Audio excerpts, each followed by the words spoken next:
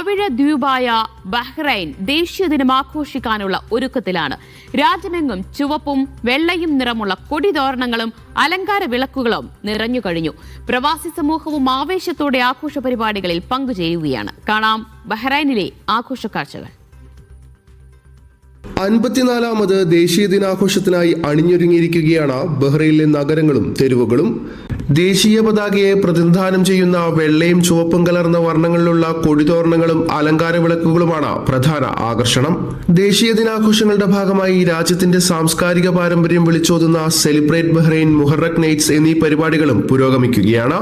ആഘോഷങ്ങൾക്ക് മാറ്റുകൂട്ടാൻ സ്വദേശികളുടെയും വിദേശികളുടെയും ഒഴുക്ക് രാജ്യത്തെങ്ങും പ്രകടമാണ്. പ്രവാസി സമൂഹവും ബഹ്റൈന്റെ ദേശീയ ദിനാഘോഷം ഏറ്റെടുത്തിരിക്കുകയാണ്.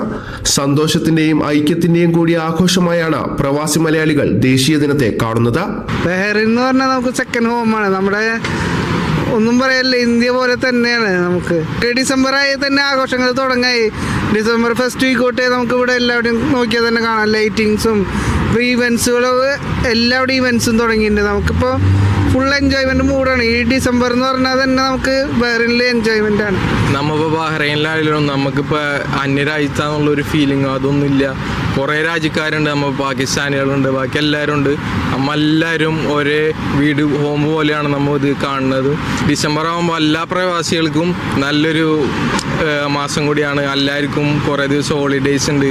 ഹമദ് രാജാവിന്റെയും കിരീടാവകാശിയും പ്രധാനമന്ത്രിയുമായ prince Salman bin Hamad al ഖലീഫയുടെയും ചിത്രങ്ങളും പതാകകളും കൊണ്ടാണ് പാതയോരങ്ങൾ അലങ്കരിച്ചിരിക്കുന്നത്. മന്ത്രാലയങ്ങൾ, ഗവർണറേറ്റുകൾ എന്നിവ കേന്ദ്രീകരിച്ചാണ് വൈവിധ്യമാർന്ന ദേശീയ ദിനാഘോഷ പരിപാടികൾ ഒരുക്കിയിരിക്കുന്നത്. ദേശീയ ദിനാചരണം പ്രമാണിച്ച് ഡിസംബർ 16-നും 17-നും രാജ്യത്ത് പൊതു അവധി പ്രഖ്യാപിച്ചിട്ടുണ്ട്. പ്രവാസി സംഘടനകളും കൂട്ടായ്മകളും ആഘോഷത്തിൽ വിപുലമായി തന്നെ പങ്കുചേരും. Shefi Shajahan, media 1, Bahrain.